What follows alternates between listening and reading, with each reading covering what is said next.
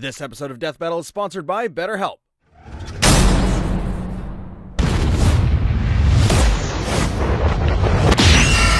Fight! Son Goku, Superman. it's time to answer the ultimate question, and we're taking it all into play. We're examining Superman's extensive mainline comic book canon. Given Dragon Ball Super's contentious continuities, we'll include all three, just to be thorough, plus Dragon Ball Heroes. He's Wiz and I'm Boomstick. And it's our job to analyze their weapons, armor, and skills to find out who would win a death battle. Far away, in an enchanted land, an old master found a boy and marveled at his uncommon strength.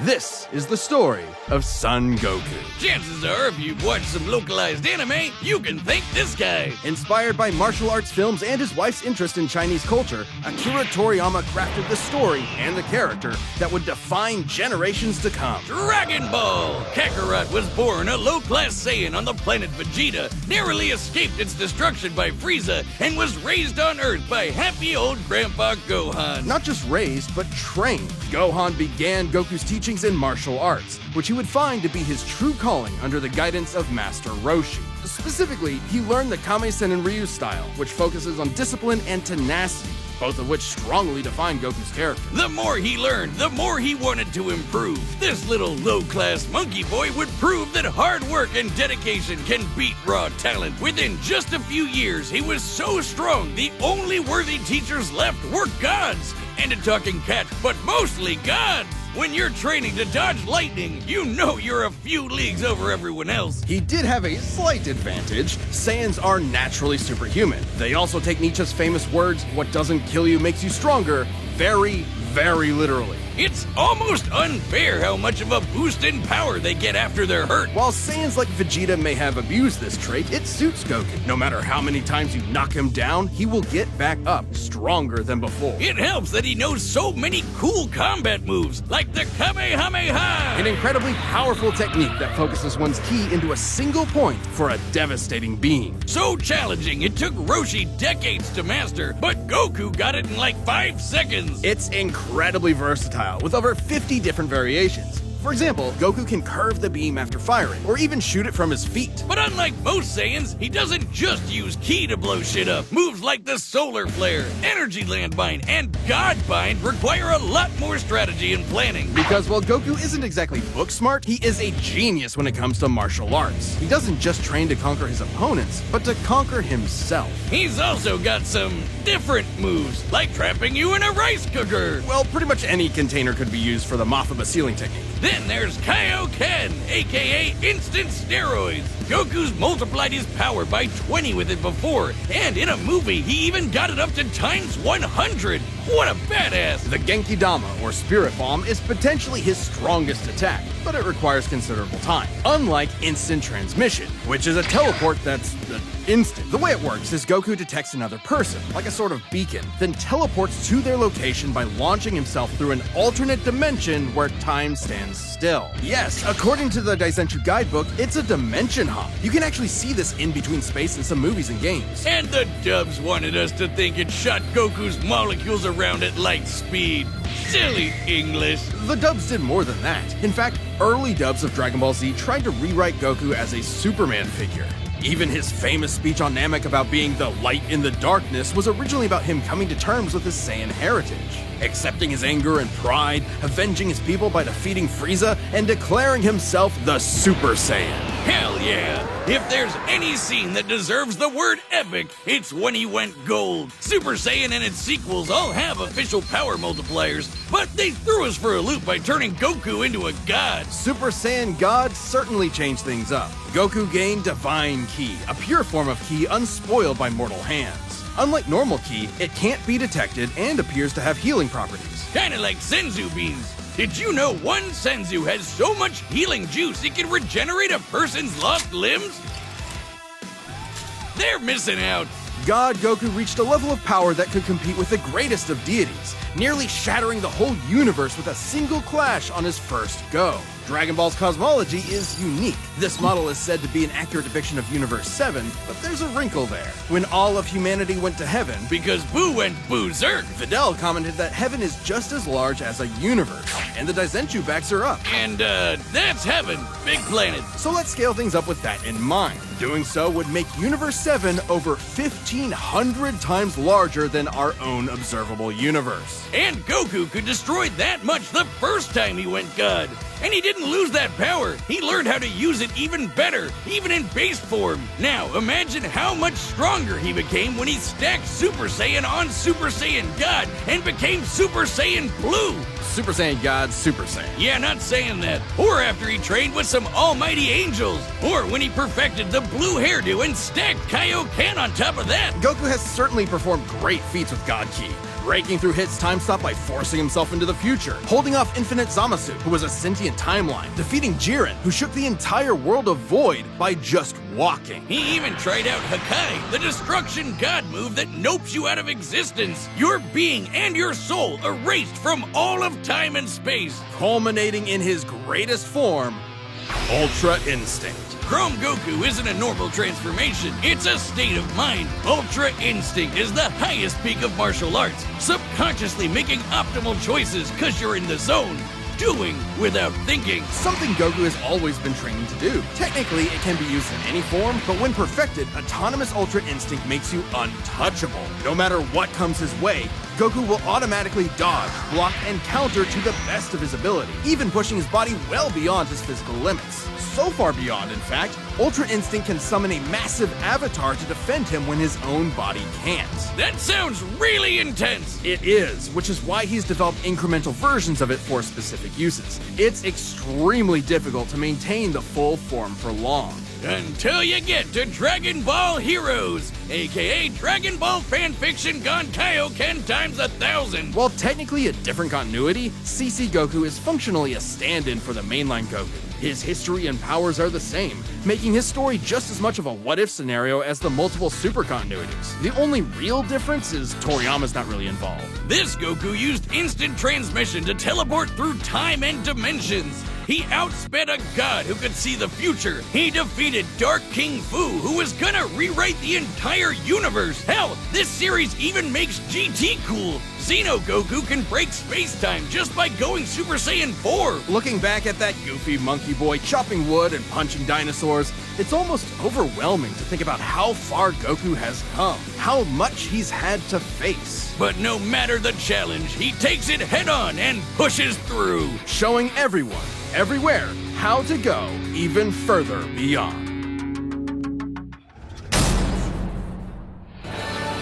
Faster than a speeding bullet, more powerful than a locomotive. It's a bird, it's a plane, it's Superman. Geez, just a locomotive? People in the 40s needed bigger imaginations. Born on the far-off world of Krypton, the infant Kal-El was sent to Earth by his parents, narrowly escaping Krypton's destruction. Raised by farmers as Clark Kent, he eventually became Superman, champion of the oppressed, the man of tomorrow. If you've only seen the movies, forget him. Comic book Clark's not the perfect Boy Scout, and he's definitely not Jesus. Wait, weren't the guys who made him Jewish? Jerry Siegel and Joe Shuster were sons of Jewish immigrants and grew up in a time when anti-Semitism went largely unchallenged. And then that ugly mustache showed up. Understandably seeking escape from some truly terrifying horrors, the pair created Superman to be a simple solution to overwhelming problems. A hero who could defeat any evil by just punching it. Hell yeah, that's how I live my life. After almost 9 decades, Superman has been many things. At the core, his story is one of a refugee, a child who lost his home, left to the mercy of alien people. This new world accepted him, raised him, gave him a new home, because helping others in need is the right thing to do. That's why he became a superhero, the first superhero. Everything's gotta start somewhere, but he was the first one to really take off.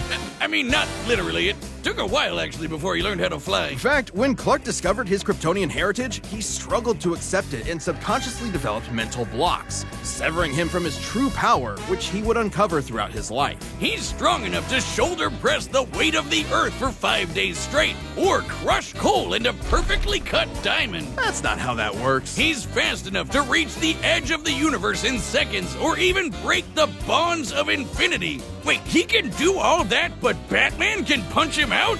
Really? You're probably thinking of Elseworld stories outside main canon like Dark Knight Returns. It's a good question though. Superman's powers have fluctuated over time for a variety of reasons. However, for Death Battle, we take the characters at their best. Yeah, like how his breath is so powerful he can sneeze away a solar system or blow air cold enough to freeze ghosts! Speaking of, his X-ray vision doesn't just see through walls, he can see through your own body and mind to examine your soul. And yet, he can't see through lead. That's okay though, he can just burn through it with his face. Since he gets his power from the yellow sun, his heat vision burns with the fire of a star. And if beams aren't enough, he can blast it out of his whole body for a super flare. It used to totally drain him, but he's learned how to control it. Simply put, Superman's powers defy physics. My favorite examples of this are when he rebuilt the reality warping miracle machine from memory, or punched Brainiac so hard every version of him felt it through all of time, or when he gained 10 years worth of medical training through only 5 minutes of reading and then successfully performed lung surgery. Nice. My favorite example is when he smelled brownies in North Dakota from orbit. Even beyond his powers, Superman is no novice when it comes to the intricacies of battle. He's trained in Kryptonian martial arts, which uses Chi, or as they call it, Shriar. He even got summoned to Asgard to fight demons with Thor for 1,000 years. Superman can resist being erased from existence, such as tanking Darkseid's Omega Beams. Even Retcon and the Time Trapper, both of which hijack and alter timelines, can't touch him. Not because of his powerful mental defenses or healing factor, but because he's a cosmic linchpin in the greater metaverse. Timelines literally revolve around him. But let's address the S-shaped elephant in the room. You may have noticed we've covered a variety of Superman eras. Superman, and DC Comics as a whole, have gone through multiple retcons. Golden Age, Silver Age, Pre-Crisis, Post-Crisis, New 52, Rebirth, and so on. It would help to know which one is the main Superman, right? Well, they all are. Yeah, the latest reboots basically said everything in the main series is kinda canon, even when he had wacky powers like changing his appearance with a super muscular control. Ew.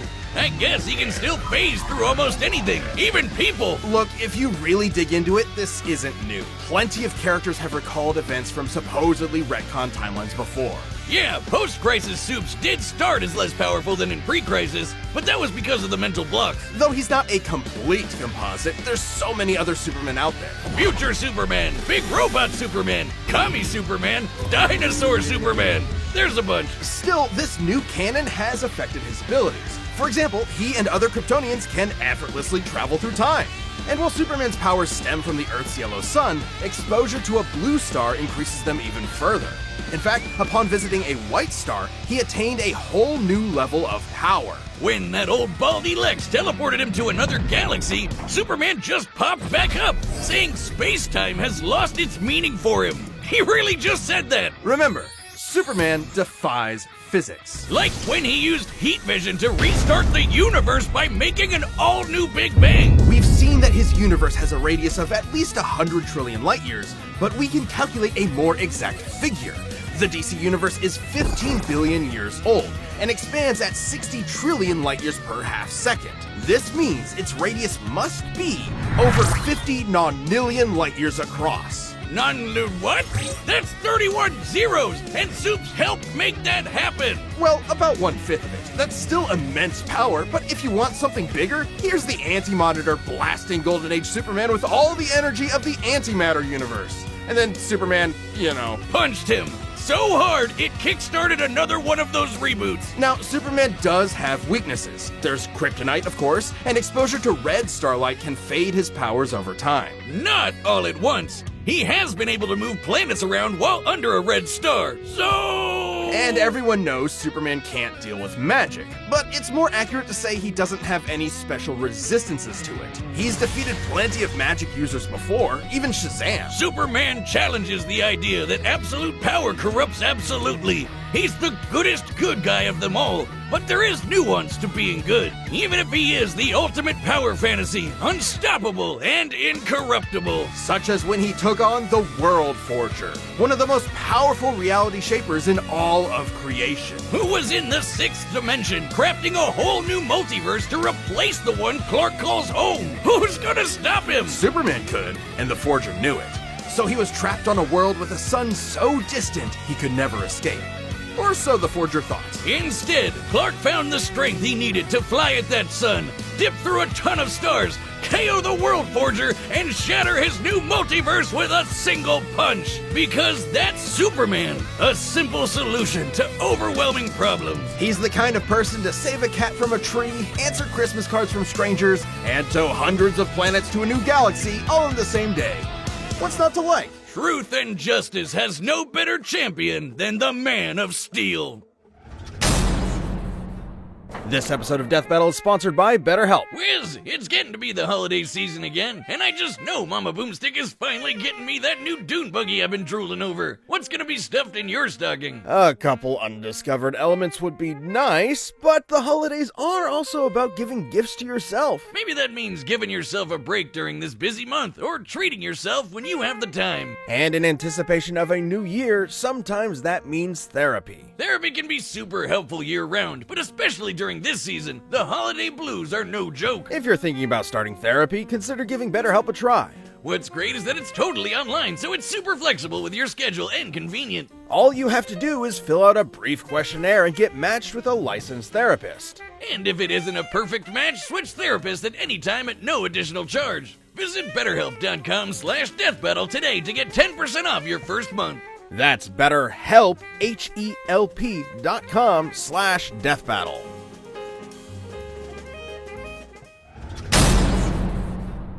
All right, the combatants are set. We've run the data through all possibilities. It's time for a death battle!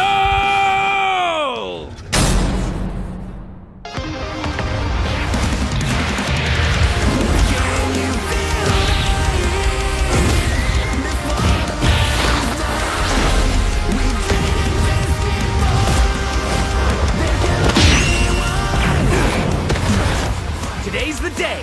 We'll finally settle who's stronger. If you say so.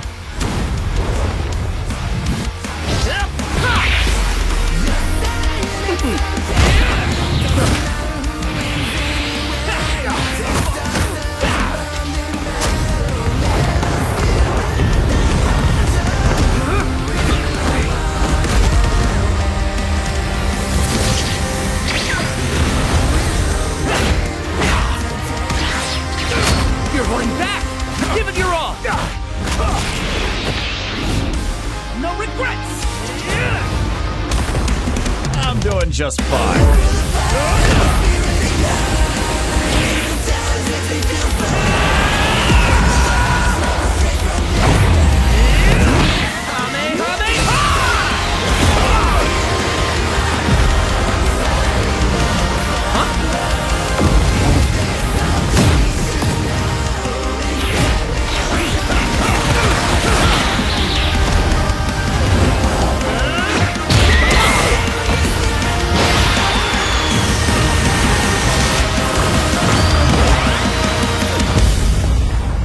Oops. Well, I guess we can wish it back later. World made of cardboard. All right, I'll show you just how powerful I really am. Looks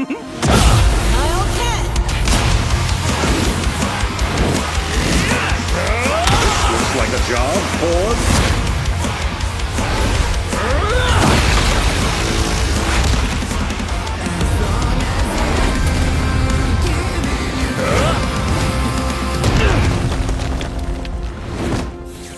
Well, what do you think?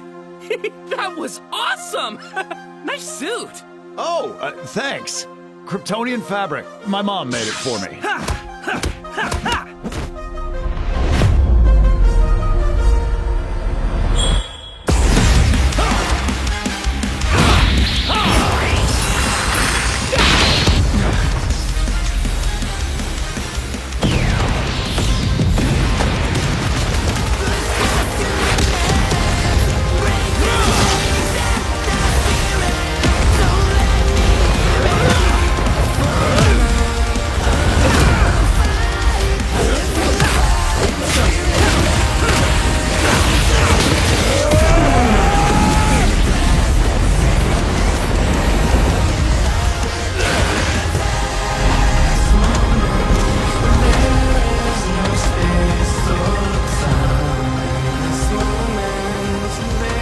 Finally.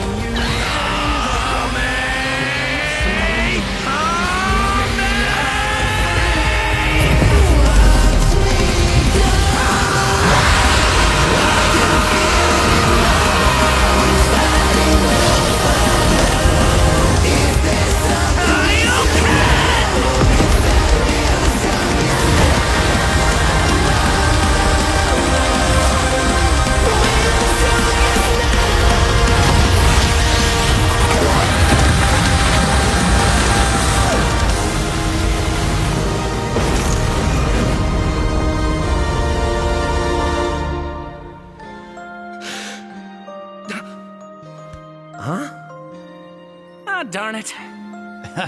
Almost had me there. That was actually pretty fun. Yeah, it sure was. But I'll be stronger next time. I look forward to it. Let's go again. You're on. KO! That's it! The final, indisputable answer! Who am I kidding? People are gonna argue this one forever. There's so many ways this battle could go, especially with all the other continuities. Yeah, for real, Goku would kick almost every other Superman's ass, except for the main one. There's a lot to cover, so let's address the 5 categories most representative of this fight. First up, strength. Both could hit hard enough to break or make their whole universe, or take it in stride, like when Superman got smacked by the whole antimatter universe. At most, Dragon Ball's universe is 1,505 times larger than our own. But based on the DC Universe's officially established age and rate of expansion, it is 1.6 vigintillion times larger, over a novemdecillion times more than Goku's. At some point you reach a number high enough that it just doesn't mean anything anymore. Anyway, Goku's obviously gotten stronger since the Beerus fight, even by billions or trillions of times. He's defeated Jiren, Broly, Moro, and Fu. But even if we highball Goku by quadrillions or quintillions of times, the gap is just too much, especially with the World Forger feat. Not even Heroes competes with that. Superman takes the edge in strength. But strength isn't everything. Let's talk speed. Both are obviously way faster than light, but Superman crossed that mega-sized universe of his in seconds and flew faster than infinity. Makes sense, he can keep up with the Flash, whose speed is so ludicrous it's unquantifiable. Don't count Goku out though. Flying across the entire afterlife in base form and outspeeding Eos's future sight takes some crazy speed. Fighting Zamasu as an omnipresent merged timeline also implies immeasurable speeds. That combined with instant transmission and ultra instinct could probably keep up. Maybe. Quantifiably, Superman is faster, but both are immeasurable. The safest bet here is to say they tie in speed. Especially when we look at skill. Goku's a martial arts master. He's definitely got better battle instincts. He wants to fight and is dedicated to his training, while Superman sees training as a means to an end. Superman's knowledge in pressure point combat and Kryptonian martial arts are impressive, but he's only used them a few times. It would be disingenuous to say he's an equivalent master at them. So Goku wins in skill, but not necessarily in experience. Don't get it wrong, Superman is not a mindless brawler. He's trained with Batman and Wonder Woman. He's even defeated martial arts experts like Cobra without powers. Goku has spent decades training, but Superman battled Norse demons for 1,000 years. He's also astonishingly brilliant, like when he reassembled the reality warping miracle machine from memory. Experience obviously goes to Superman, but perhaps less obvious is our last category, powers. Hakai, Spirit Bomb, Mafuba, Instant Transmission, God Key, God Bind. How does Goku not win with those? In Dragon Ball, Ki is dependent on physical ability, so it's different from magic. God Ki is simply pure Ki, and magic isn't an auto win against Superman anyway, whose greater strength could break out of something like the God Bind. Mafuba and the Spirit Bomb would take way too long, and Goku's never successfully used Hakai before. Even if he did land it, Superman's impossible to erase from reality. Like, he's tanked Omega Beams, which do the same thing as Hakai. Superman can time travel, countering Instant Transmission's similar ability from Heroes. And regarding teleporting him to a red star, ignoring the fact that Saiyans can't breathe in space, though Goku's certainly tough enough to withstand a vacuum, Instant Transmission requires another person to act as a beacon. He can't just warp to any red star.